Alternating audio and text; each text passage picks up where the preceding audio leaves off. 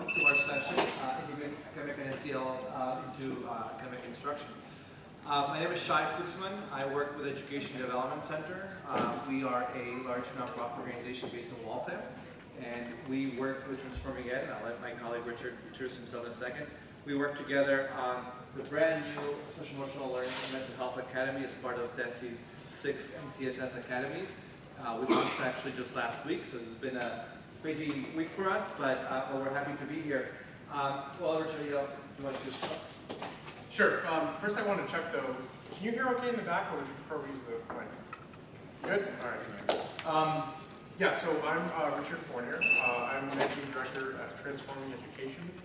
We are a nonprofit in Boston, but we work nationally.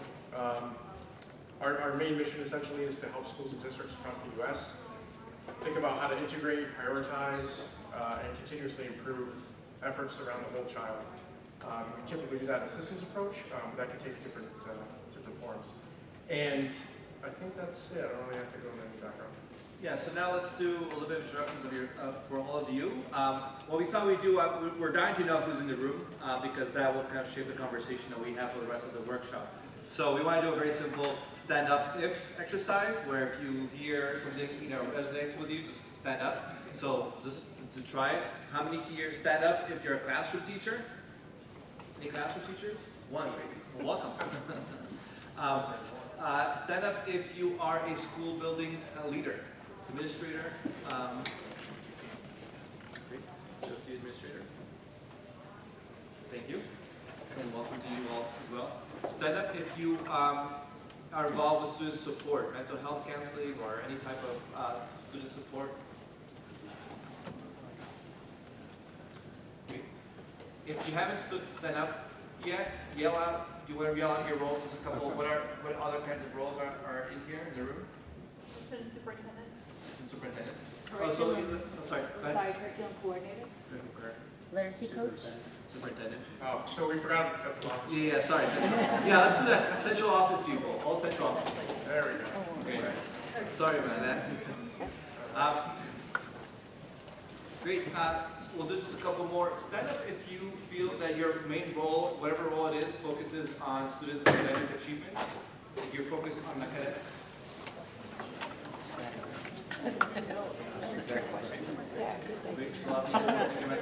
Stand up if your main role focuses on student social emotional well-being, mental health well-being. Yeah, you actually see how many people are standing twice. Good. So that's exactly the point of this workshop, freedom. so I think we're there. We're getting there in terms of the point of the workshop. That really these things are not really separated. Great. So thank you. So we'll get started. Is there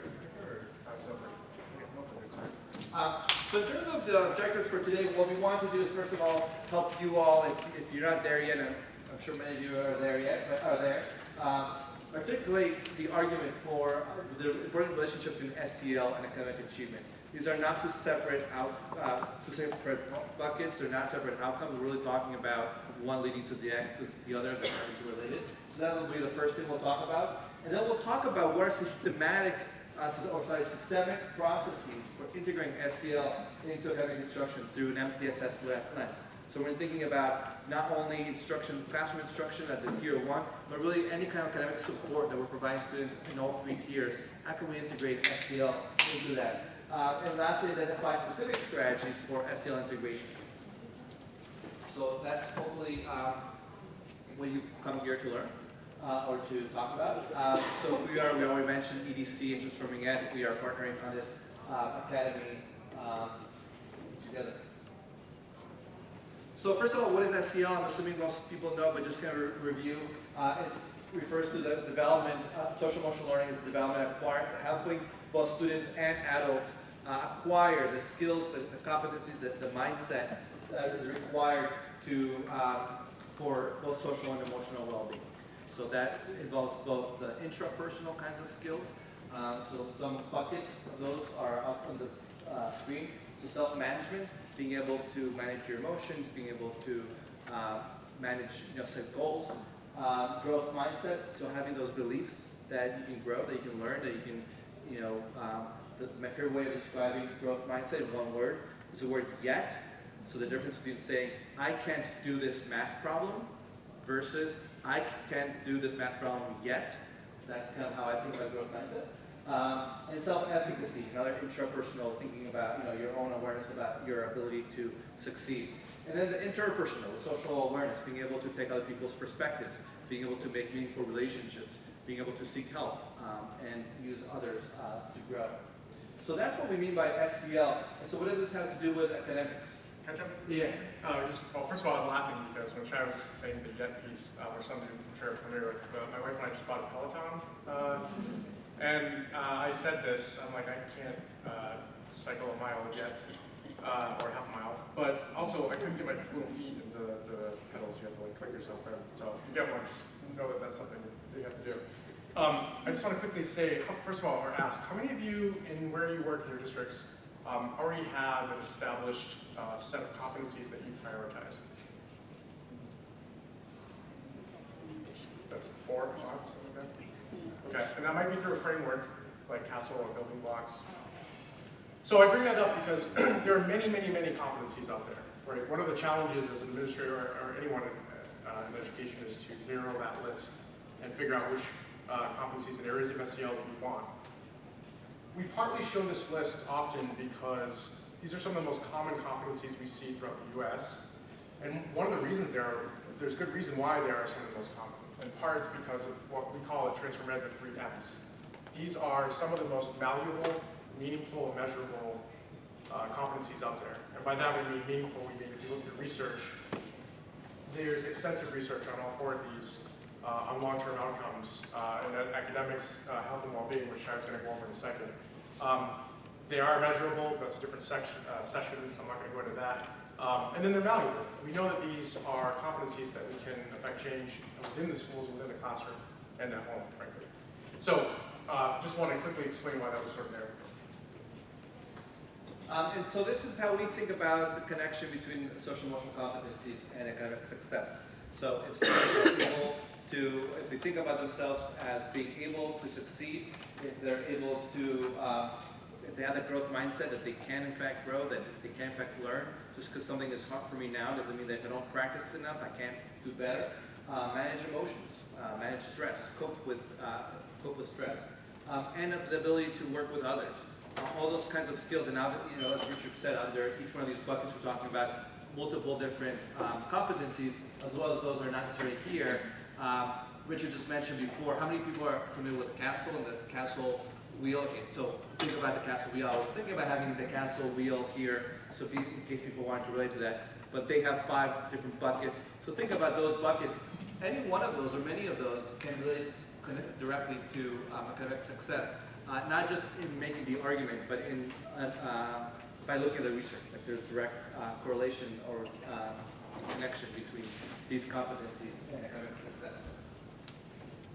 So obviously social emotional competencies are not just for academic success. Academic success is just one of the types of outcomes that we can get, but it is one of them. It's important. And this slide, I won't go through it all, but it kind of puts some of the outcomes that have been found for students when you grow those competencies, when you succeed with these competencies.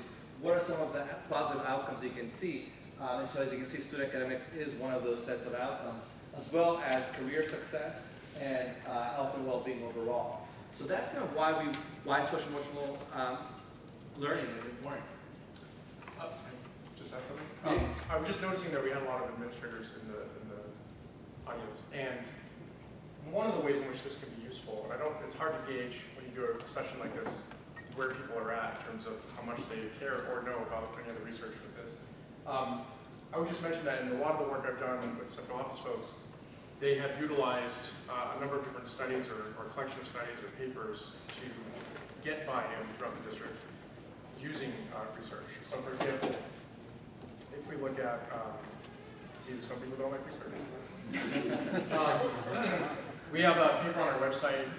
Everything on our website is open source. It's called Ready to be Counted. It summarizes all of this. We've had a lot of superintendents use that, both with unions, outside community members, and internally, just to get folks to see that there's some real hardcore evidence on this and why these competencies are super important. I just want to quickly just mention that. Now, the other important thing to think about SEL is that it's not just a program. So sometimes people think, yes, we do SEL. We have second steps. So we have, life skills. We implement a program. SEL is more than just a program. When you think about what does it take for students to actually acquire these skills, there are many important ways in which schools can reinforce and help students develop these. To do that well, we have to think about, first of all, from a school-wide approach, a systematic approach to intentionally cultivate these skills and these mindsets in students. And you do it in various ways. How do we promote SEL through a standalone curriculum? How do we promote SEL by integrating into academics? Obviously, that's going to be the focus of the presentation, the rest of the presentation. How do we do it in the classroom, and how do we do it outside the classroom? How do we help students practice the skills that we're learning about in different contexts? Social emotional competencies obviously are not just what students are able to do in the classroom, but also what they're able to do in any context. So how do we help to make sure that they're thinking about it? And again, it's not just even in the school, but also how do we help students develop these competencies and take them with them at home and the community? So in terms of thinking about, the whole point of this academy, of this today, is obviously thinking about this MTSS lens. The framework that Massachusetts DESE has puts academic, behavioral, and social emotional competencies kind of straight on the framework. What we want to focus on today, and one of the concerns that we sometimes have is that we might think about these as three separate buckets, rather than these all kind of integrate together, they're all interrelated. And so when we think about developing an MTSS model in your school, we're not talking about developing three different models, one that looks at academic supports at all three tiers, one that looks at social emotional support at all three tiers, and then one that promotes positive behavior, but rather how do we create one kind of model that integrates everything together? And so these are three things to think about, especially when you're thinking about SEL. So let me take a step back and say, the focus for this workshop is looking at the specific academic model, MTSS model, and how does SEL integrate into that. In doing that, three important components of doing that start with assessment. So what are the strengths of our students when it comes to social emotional competencies? What are the deficits? What is it that we want to work on? How do we prioritize the social emotional competencies? It's kind of like, if you're going to teach math, you want to first start by understanding how much students know already. Where are they, and where do we begin? Same thing with social emotional SEL. Second, given the assessments, given what we know, what the students need, how do we match that to the right strategy, the right programs? And how do we put those strategies across all three tiers? And lastly, how do we maintain a continuous improvement? How do we assess students' progress, both in terms of their academic progress, but also thinking about when we're doing continuous improvement, think about looking at how they're developing from an SEL perspective as well. So those are kind of three steps to be thinking about in terms of integration. Is that? Oh, sorry. No, that's it. Okay. So what we want to do now is talk about this integration approach. But it's hard to talk. I got to give you a little bit of background just to show you how it's evolved and how we got there. So I didn't really tell you much about my background, but basically the last 5 or 6 years, maybe longer, I have been doing a lot of research on mostly secondary schools, but looking at school culture, citizenship, and character ed. So I've been around the U.S. in a lot of different schools. And in addition to that, I have a practitioner background. I've been a teacher and administrator, but primarily my doc work has been around that school culture. And so really what I was interested in is how do schools think about the formation of character, moral formation, or formation of these social emotional competencies that we're talking about. There's lots of questions that get raised when we think about those things. And the biggest, most common question I've had over the last 3 or 4 years is, okay, we're bought in mostly to this idea of social emotional learning, the idea of the whole child, but how do we do it? How does it actually happen, right down to the more concrete, tangible levels in the classroom and in the school? And so we had a vision about 3 years ago at my organization, Transform Ed, to answer this question. How do we improve and develop these competencies among students and, frankly, adults?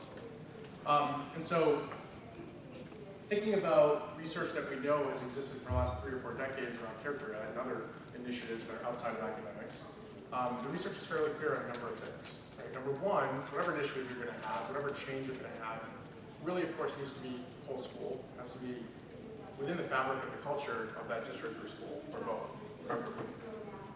And then more recently, in the last 10 years, there have been some other research highlights. So if you look at the slide here, you can read it. It's a couple, just 4 key sort of highlights that I think are really important. First is, programs are only effective when they're well designed and well implemented. For anyone who's implemented a program, whether it's SEL or otherwise, I'm sure you know, and I'm sure you chose that program because there was evidence that showed that it can improve student outcomes. But you also probably know that if you don't have the right training, if you don't have enough money to keep it sustained, if it's just generally not implemented with fidelity, you're not necessarily going to get the outcomes that you're looking for. And at the same time, as some of the other bullet points mentioned, it might only be getting at one section of your school or district, as opposed to looking at a variety of different policies, different approaches. Next one is social emotional skills are demonstrated differently in different contexts. Again, you might have a program, a curricula that goes for 2 or 3 grades, and maybe it's only in the math department, or maybe it's only in one section. Teachers struggle to find time for direct SEL instruction. When SEL is seen as separate, it's the same thing that happened with character ed and a number of other movements, it's seen as a burden, and frankly it is. It's hard to figure out when you're going to have 20 minutes to teach growth mindset, or an hour to teach what it means to be responsible, or 40 minutes to teach what it is to be a citizen, as opposed to weaving this into your daily routines, your interactions, and your approaches with both adults and your students. Confining SEL to one part of the day feels inauthentic and is not responsive to context or student cultures. That's absolutely true. And first of all, it's backed by research. This all comes from research. The citation should be in the slides that we have in the folder for this course. And if not, I can definitely send those. But in addition to that, if you look at research from the 90s, the early 2000s around character ed, the same thing. And actually a lot of qualitative studies that just interview students. And for those of you who have taught, we know that students are really perceptive. They know when something is not authentic, or you're just doing it because you have to do it. I'm an adjunct on the side, and even these grad students, it's the same thing. If I'm not authentic in my teaching, if I'm not sincere, they can read right through it. It's the same thing with these programs. So we have this vision saying, okay, knowing what we keep getting asked and knowing what the research says, what do we want to think about in terms of how we develop this? And I just want to quickly mention that for the latest Aspen Institute's National Commission on SEL and Academic Development, which I'm sure most of you have read, they had a number of different recommendations when it came to SEL. One of them, recommendation number 3, is really emphasizing the need to embed SEL into academic instruction through evidence-based practices, to provide regular opportunities to integrate SEL with academic content all day. So again, we have another sign that this was the right direction. Just a quick quote. Also from that same report, by teaching, discussing, and reflecting on these skills and habits while studying academic content, teachers can transform their classrooms into more productive and fulfilling environments. Practices that integrate social, emotional, cognitive development with academic learning can immediately boost academic motivation and learning in classrooms throughout the day. Also, I just want to quickly call out, it's really interesting that they use the word habits. Someone I mentioned has studied character ed for a long time. Character, or habit, character, the word habit is a big word and sort of representation of character ed movement, which harkens all the way back to Aristotle and a number of other philosophers. But I think they use that very intentionally, so that's the only reason why I mentioned that. And I still work with schools and districts that use SEL and character ed synonymously, another reason that I mentioned it. So, with all this information, okay, let's come up with an approach to understand how to do all this. And we called it an approach. We debated this for months.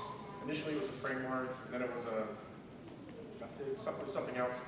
We settled on approach because we didn't want to create something that felt too prescriptive, nor did we want to create something that felt too confined. So it's really important for us that we allowed flexibility within whatever model we did come up with. And in creating this, we drew on research in pedagogy and education, neuroscience, developmental psychology, and science of learning.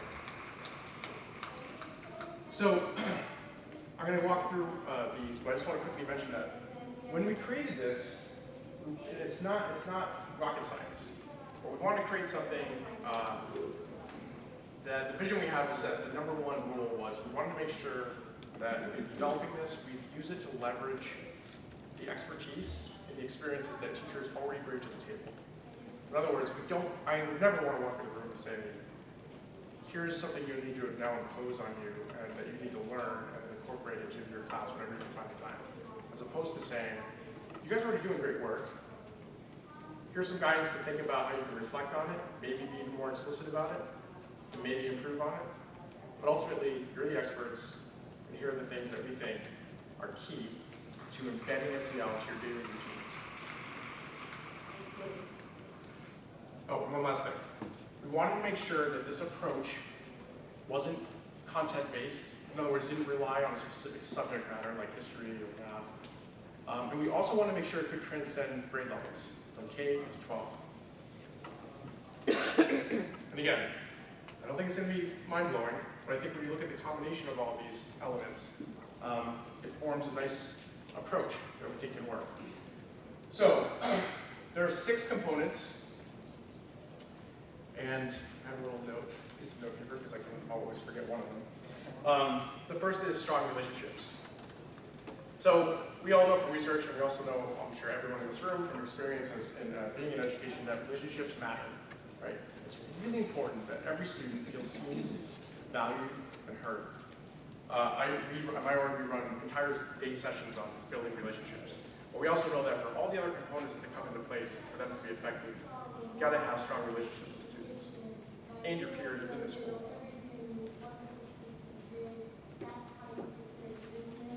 Explicit instruction. So this we know from research as well, when it comes to SEL, that yes, we want to be explicit, especially around certain competencies like growth mindset. Also, for those of you that have taught, I think that, again, this is part of the purpose of having this approach. When you reflect on your own lessons, whether you're a math teacher, a science teacher, whatever, the idea here is that you're going to find instances where you are developing these skills and mindsets. So then the next step is being more explicit about it, right? So when I think back to teaching history, political science, we did a lot of debating. We did a lot of social perspective taking. We did a lot of empathy building when we read biographies. And we did units on, really tough units, emotionally tough units. But for me, when I was a teacher, these were sort of just bonuses. I was concerned about the content, making sure that they developed critical thinking skills and the outcomes of the unit. If I were to develop those other skills, again, it was sort of a nice added bonus. What we're suggesting is, no, now we need to take what we're already doing and be a little bit more explicit about it. So when you're making your lesson plans, you're thinking about, yes, here are the 3 or 4 main academic things that come out of this. In addition to that, how explicit am I being about the fact that they're also developing some pretty strong listening skills right here, so those perspective-taking skills, how well are they integrating that listening into their final conclusions? Right, and there are a number of different examples.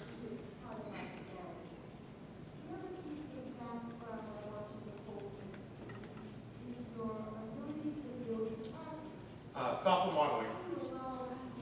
So this is interesting, right? So it's, on the one hand, I think when we say this, we think, well, right, that's just modeling being a good person. When I walk around the school as an adult, when I interact with other adults, when teachers see that. And we are talking about that, but we're also talking about, again, there's a theme through all this, being more intentional. So thoughtful modeling is providing an example of thinking or action that students can observe, unpack, and adopt. So it's actually intentional. It might be in the moment. And of course, if you're embracing many of these competencies and other things, you're probably going to be modeling it without even recognizing it. But the point here is that we're suggesting that those are good moments, but also be intentional about the modeling. So you might actually come up with examples of that in your lessons. I think we see this a lot in theater, music, sports, but I think we can also see it more in the classroom. Also, a lot of the work that I have done in schools and districts, specifically around disciplinary policies, I have found in many schools that modeling had a lot of variance, which can be okay, but the problem is that it can also send a lot of mixed messages to students. So when we think about thoughtful modeling, it's also on behalf of the leaders in the schools. Think about what tone do we want to set, what culture do we want to build, and how consistent do we want to be. Again, all things you already know, but it's part of the package. And then we have practice opportunities. These are practice opportunities to help students try new skills that they've recently learned and then transfer them to new contexts or apply their skills in a nuanced and complex way. So really, this is about switching into other educational contexts that the student might be in. So for example, I mentioned sports, right? I mentioned that because when I was teaching, I was also a coach. And I realize now, a lot of the sort of SEL aspects of my coaching, I didn't really do a good job bringing into the classroom, and yet they were all right there. So the point is, if I have a teacher who's really helping me get better at math, which I always struggle at, and providing me with a higher self-efficacy, providing me with a good, strong growth mindset, that's great. But it's even better if I can take that same idea and apply it to other contexts, other content areas, and other struggles or obstacles in my life. I think as adults, we kind of get that intuitively. I think for kids, they need to be shown that. That needs to be explicit. They need to be shown that, yes, you can apply this in this area to areas B and C.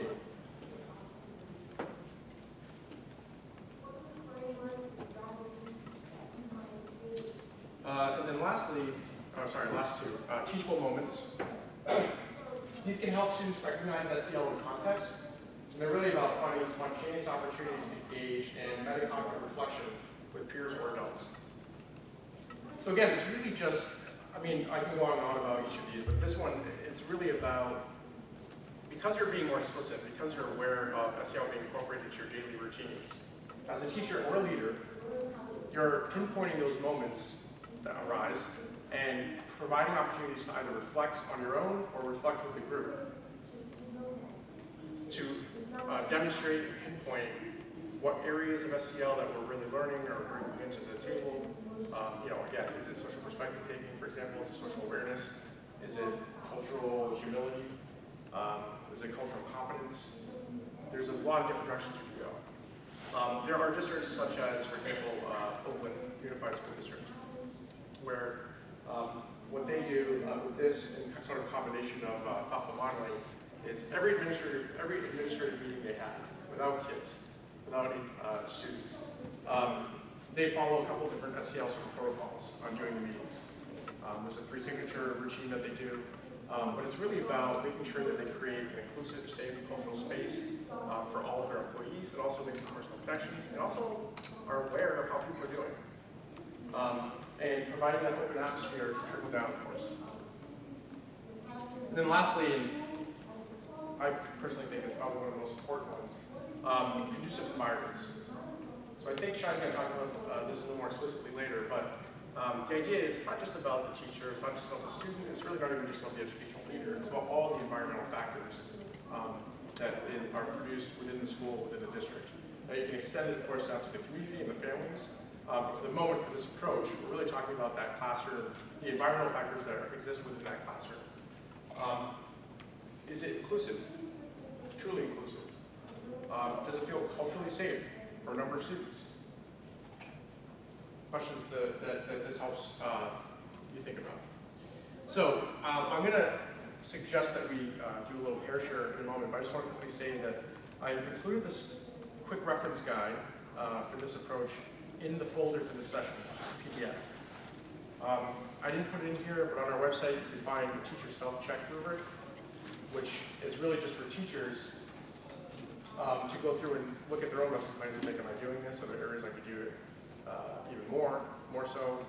And where can I improve? What am I already doing really well? So I just want to push that. So just quickly, if you want to take a minute and reflect and then maybe share with just one person next to you. As a student or an educator, teacher, administrator, what are some examples of the 6 that we just went through that you've experienced as a student or utilized in your own past as a classroom teacher or as a leader within your school? Which ones, I mean, basically you can talk about whatever you want, but which ones really resonate with you? Which ones do you think are really cool? So let's just take a few minutes, reflect on that question, that prompt, and then just discuss it and share on it.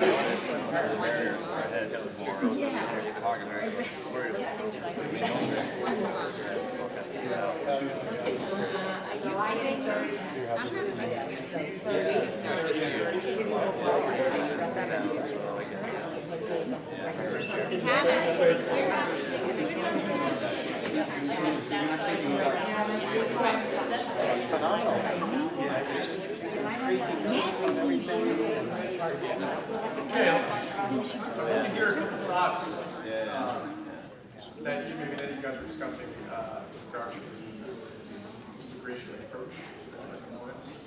Anyone want to share or stuff?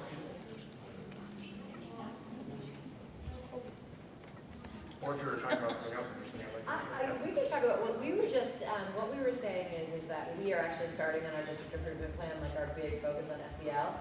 And I think that it would be very welcome to our educators to explain that this is what it is.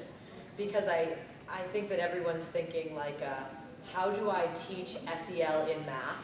how do I teach SEL? And so I think by saying that like a part of this is like ongoing relationship building, you know, a part of this is just going to be, you know, collaboration and setting expectations. I think that's a lot more palatable to educators who are already feeling a little crunched for time. I agree. And if you approach it like that, and then you have a companion set of resources for them that they can explore on their own. For example, what are some research-based strategies in math that you could do? Carol Dweck, for example, has a launch and growth mindset for math, English, whatever. But yeah, no, that's a great point. And by the way, this approach was designed to be very, very flexible. So it can go with any framework. Really, you could add in another curriculum if you wanted to, or some program, and still use this. Because at the end of the day, I think you're right that this is just really a subset of all these, all of this, all of that sort of non-academic piece. So thanks for that. Any other thoughts? We were talking about, sort of connected to what you were saying, sort of starting with that idea of leveraging the teachers. Yep. I think as a district, we probably honed in on this idea of all schools should have relationships, strong relationships, but how do we expand to the other areas? And the key sounds like it's going to be for us to start that conversation, sort of leveraging what they already do well, and then open the conversation. Yeah, I think that's a great point. When we were trying to develop this, we did a lot of iterations. I didn't mention this, but this has actually been vetted by a number of teachers and other administrators before we even unveiled it. But when we were in that process of developing it, I kept thinking back to my perspective of having been a teacher. And I was a pretty feisty teacher. And I always thought, you know, I kept thinking, I'd go to work and I'd think, you know, if someone came into my classroom and was like, hey, do you want this SEL stuff? I'd be like, okay, great. See you later. So I kept thinking, what would I find appealing? Like, what would I have actually said, like, all right, this makes sense.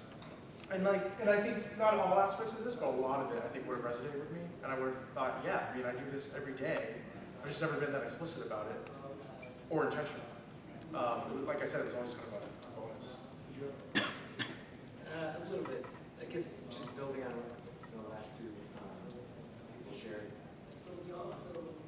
Using these frameworks to make things more explicit, what found the challenge to me is teachers will quickly identify the things that they're already doing. And so we're looking at strong relationships, building relationships in using targets.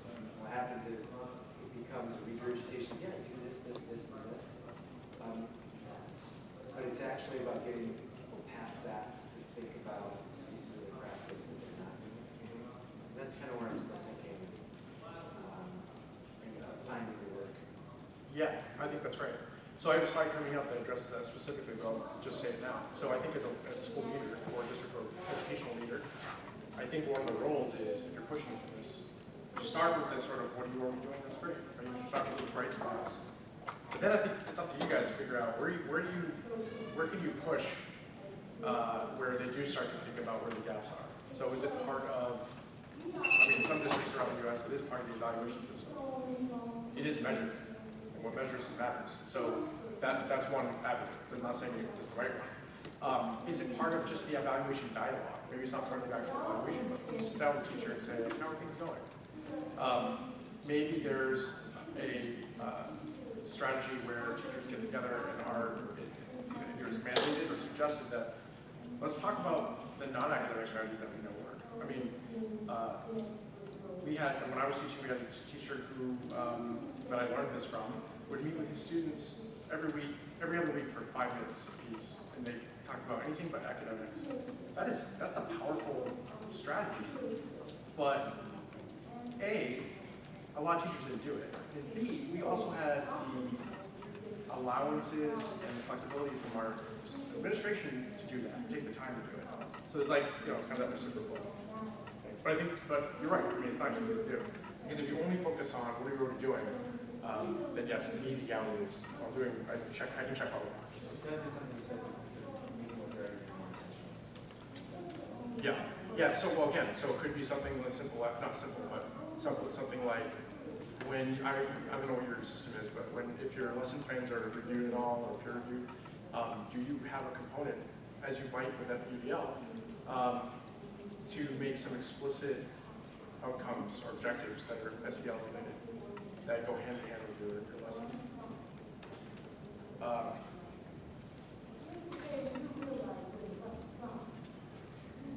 Just real quickly, I only have a few slides left. When using SEL integration approach, a couple of questions to consider, particularly a good question, that's one that relates to this.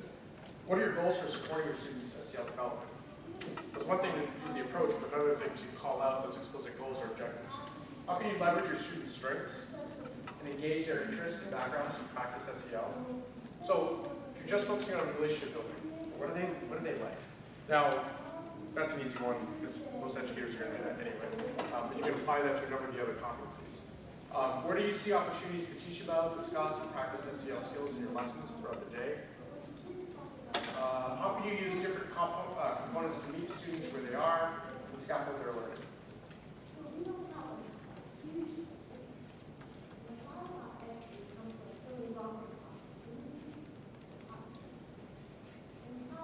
This is a huge slide. I'm not going to go through all of it with my notes, but I do want to just read out the bullets because I think they're really important. Ideal SEL integration. Guiding principles to consider. An integration plan that emphasizes developmentally appropriate practices and strategies. So in many of these competencies, remember, from a neuroscience or psychological developmental psych perspective, there are key developmental aspects to each grade level for many of these competencies. So it's important that if you're rolling out something and emphasizing growth mindset or self-management, the teachers and others are aware of what are realistic expectations for students at this grade level versus this grade level. And it sounds simple, but there are a number of schools I enter and I show them these charts, and it's news to them. And it's not necessarily their fault. A lot of teachers do not have that background. They don't go through prep programs that give them all that background. So it's important to call out. A plan that considers the roles of peers, adults, and other factors in the environment, promotes equity in the classroom. That could be an entire session easily on its own. Uses trauma-sensitive approach. When you start looking more and more at good, promising SEL practices, you'll find that so many of them are aligned with good practices in special education, English language learners, trauma-informed practice. Much of them overlap. If any of you have a background in that, I'm sure that's no news to you. Dependent on adults actively building their own SEL skills. The more I do this work, the more my focus goes away from students and to the adults that are working with students. So we want to think about professional development, the right supports, and is seen as critically linked with academic success. Okay. Skip a couple slides. This is the last slide. This is the one I was referring to. So we know we have many leaders in the room. When we think about the integration approach, again, this is really sort of emphasizing tier 1. The role of the school leader. Just, again, some guiding questions around the slides. How can training about SEL integration be woven together with other PL experiences so that you're not just going to a very specific SEL session? What programs, curricular practices already exist in the classrooms to help serve students that you can leverage? How should school rules or norms be updated to reinforce the relationships and environments that teachers are creating in their classrooms? Classic, perfect example of this, restorative justice.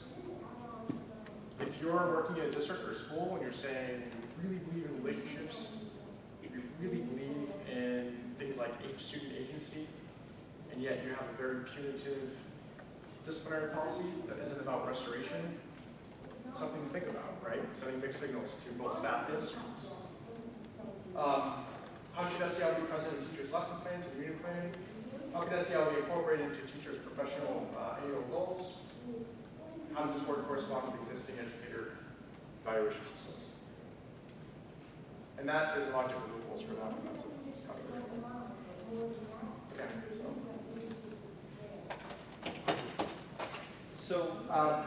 So we've been talking obviously a lot about integrating SEL into tier 1 practices, right? How do we help our students in the classroom learn about social emotional competencies?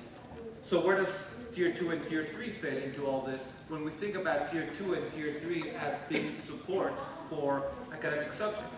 When students are struggling with math or when struggling with writing, where does SEL fit into, and when they need those additional supports, where does SEL fit into that. So there's two perspectives to take to that. One is kind of an asset perspective, and one is a deficit perspective. The asset one is, deficit one is, if a student is struggling, say with math, is a deficit there related to a deficit in a social emotional competency? For example, if you don't have growth mindset, if you have low self-esteem, if you don't believe in yourself, if you're not sure what you're doing, if you don't think you're going to succeed, that's going to be a block for learning that academic skill. And so identifying that, understanding that, taking the lens of, if a student is struggling, they're not learning, they're not getting that instruction, that tier 1 instruction, how can we help them? What's the next thing? Checking out those SEL competencies to see, is there something that is missing there that we can help, not just by providing that support from an academic perspective, but from a social emotional learning perspective. And then there's the asset perspective, which is, even if it is just a matter of struggling with an academic subject, can help, we can provide that additional support, that additional scaffolding on specific competencies, can that help move them beyond the academic block that they have. So those are kind of two ways of thinking about how, when a student is identified as needing either tier 2 or tier 3 supports for an academic subject, how do we make sure that we're thinking about SEL in that context as well? And the best thing for that is to use those SEL assessment tools. When you can, and we can provide more information about those. There was a whole session yesterday, I think, about SEL assessment. But integrating those SEL assessments when you identify students needing tier 2 and tier 3 supports for academic subjects. The other reason why it's important to be thinking about SEL for tier 2 and tier 3 is what we've been kind of alluding to it already, which is the contextual factors. Richard mentioned just now trauma-informed approaches. We know, for example, with trauma, if a student is experiencing trauma in the home, in the community, they're not checking out the trauma at the door of the school. They're bringing that to the classroom, and that trauma is going to be a block for learning. And so, I like this slide because it shows you what are the things that we know, that we can see, that we can observe in our students. We know academic failure. We figured it out. We can test them. We're constantly testing our students. We can see when they're not doing well in school, when they're not completing their homework, they're not understanding, they're asking a lot of questions. We can see that, and we can also see some of these other behavioral issues. And so what we do is we immediately run to that. We have that reactive approach. If the students struggling with academics, they must need more academic support. If they're struggling with violence or behavioral issues, they need behavioral interventions. Rather than thinking about, well, what lies beneath those behaviors or those observable conditions. And so looking all the way at the bottom, community conditions, we know that a lot of our schools are embedded in communities that are struggling with poverty, with violence, substance use. And all those community contexts create risk factors for our students. So identifying those risk factors, and I'll mention that, I'll talk more about that in a second, but identifying what are those risk factors our students are facing can then help us understand how that links to their behavioral and mental health, and what are the issues that they're struggling, and then we can tackle them using SEL and mental health supports. And that will then help us with the academic failure and how they're negative outcomes. So I mentioned risk factors. This is kind of bringing my public health approach. Just to mention, my background is in education, but I've spent most of my professional work actually in the public health sector. And so I've been bringing this public health perspective to education. And it's looking at what are these risk factors that tend to be, that lead to, that drive behavioral issues, behavioral health issues with substance use or suicide or violence. But those, again, are also barriers for academic success. And so we think about it through the social ecological perspective, the individual, family, school, and societal level. So the individual level, is there anything about the person, the biology of the person, the genetic aspects of the person, or just who they are, that is that leads them to struggle with social emotional competencies? For example, if they're social problematic disorder, or for example, being on the autism spectrum, or mental health disorders, they're struggling with. Family and peers. are they, is there violence at home? Is there substance use in the home? Is there a problem that is impacting, increasing their stress in a way that is leading to trauma? And peers, are they struggling with peer relationships? School and community, are they engaged in the school? Do they feel that safe in the school? Do they feel safe in their environment? And then the societal level, poverty, immigration.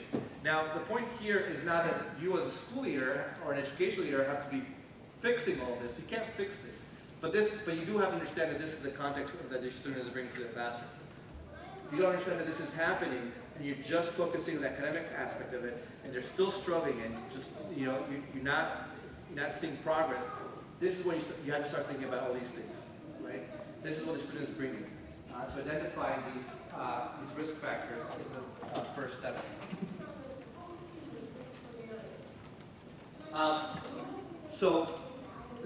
So what do you do with all that? So you've identified I have students, they're struggling, they're coming in with trauma from the home, from the community. What do I do about that, and what does that have anything to do with academic success and academic supports at tier 2 and 3 level? So first is examining the risk factors, right? How do you identify kids who are experiencing trauma, as an example? How is that impacting their social emotional competencies?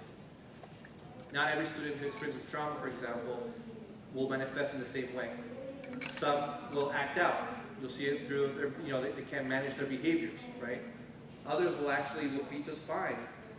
But they might not be able to concentrate. Those are very different types of symptoms of trauma. So you have to understand how is that student in particular experiencing trauma? How is that student struggling? How is that trauma manifested in the student? And so where they need additional support. Based on that, match them to the right support services. Is it tier 2? Is it just, do they need, just maybe some participation, some sort of social skill building type of tier 2 approach, or do they need mental health counseling? And making sure that you're matching the right intervention to the right person. That's for the right need. That's true for an MTSS model with anything, whether it's academic or non-academic, but that's something to think about with SEL as well. Assess improvement. Is that helping? Is that making a difference? Continuous improvement aspect again. And then reassessing support. Is this helping with the need something else? That is a way to lead towards addressing academic struggle. So I just wanted to write just a couple of examples. So, we mentioned the process of examining what's going on with the student, why they're struggling. Is there an SEL component to their struggle? So that once you've identified that, what are some ways of addressing it? Now, first of all, I want to say, I was talking to Richard about this. Everything he just said before about tier 1, about being intentional, about thinking about, how do you build relationships? How do you explicitly talk about social emotional competencies in the classroom? That all applies to tier 2 and 3, right? It can be, whether you're teaching a whole classroom, or whether you're providing additional support at tier 2, or whether you're working one-on-one with an individual. Everything we've been talking about kind of fits into here as well. But some specific examples, how to integrate SEL building sessions into small group sessions. So for example, you have students who are struggling with math, you decide, we'll just get them to come after school, or provide that additional, have a small group support for a particular academic subject. How do we bring an SEL activity into that small group? How do you have, for example, goal setting?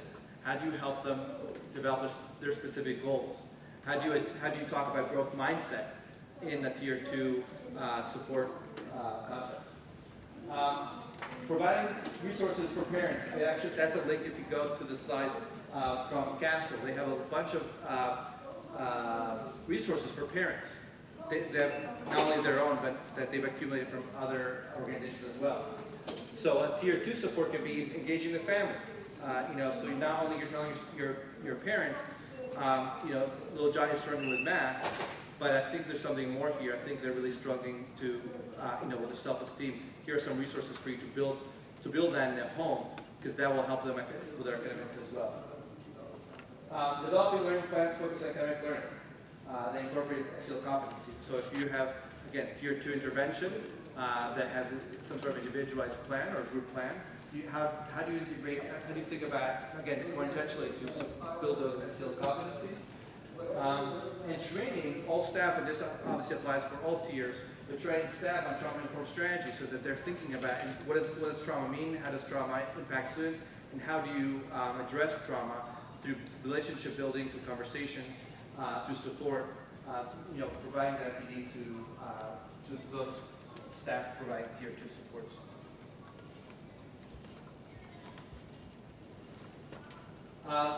Examples for tier 3 are similar.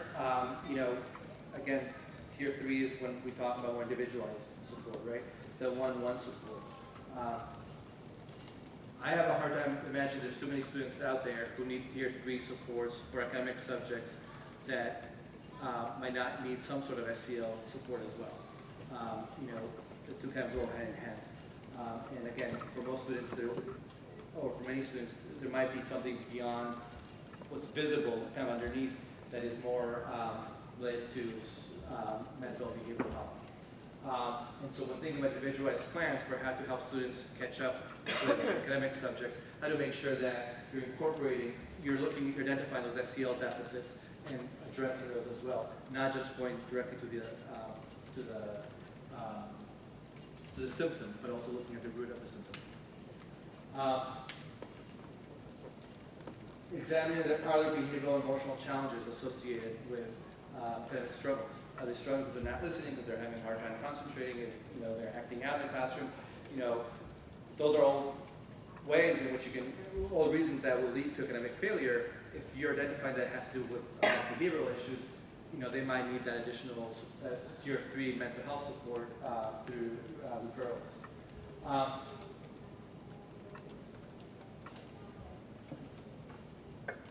Anyway, that's the third one. The first one, identifying SEL competencies in individualized plans. So putting it all together. So, when you think about the academic, behavioral, and social emotional tiers 1 and 2 and 3, the idea is you can't really separate them. That if, when you're teaching students at tier 1 academic subjects, you want to be thinking about SEL. You want to be thinking about how do you intentionally promote SEL. Obviously, there's the behavioral part of it too. And then at tier 2 and tier 3, again, you want to be thinking about, how our SEL deficits might be part of the reason that students need additional support and how to achieve them. So we're really talking about one big model rather than separate. You want to add? No, I didn't know. Yeah. I was just going to quickly add, that, so my organization, we primarily work with tier 1. And one of the reasons that I think that piece is so important, but often missed actually, is because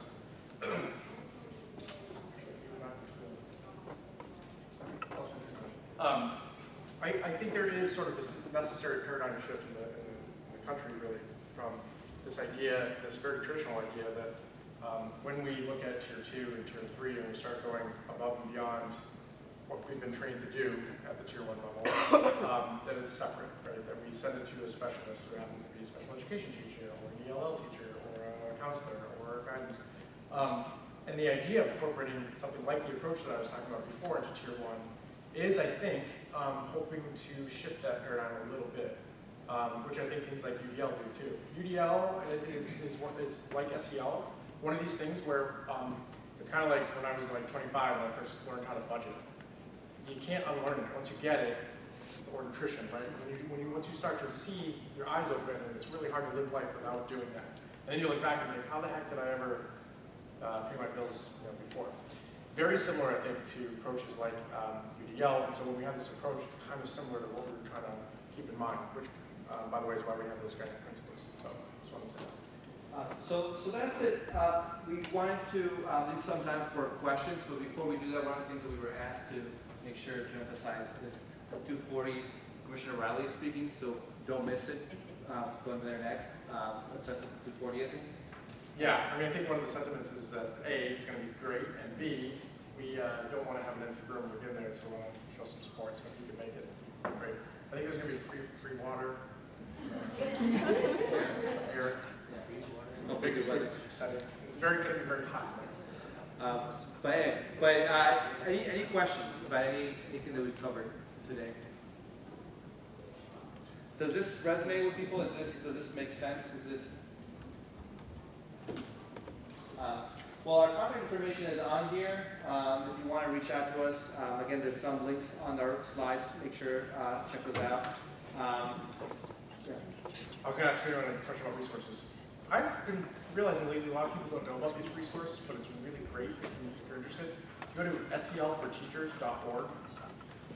I'm working with the org that created that this year to update it for next year, but they have really great clips of SEL in practice, both from a leadership perspective and teacher perspective. So if any of you are trained doing trainings or looking to get more buy-in or whatever, check that website out. Thank you. Yeah, thank you for coming. Thank you.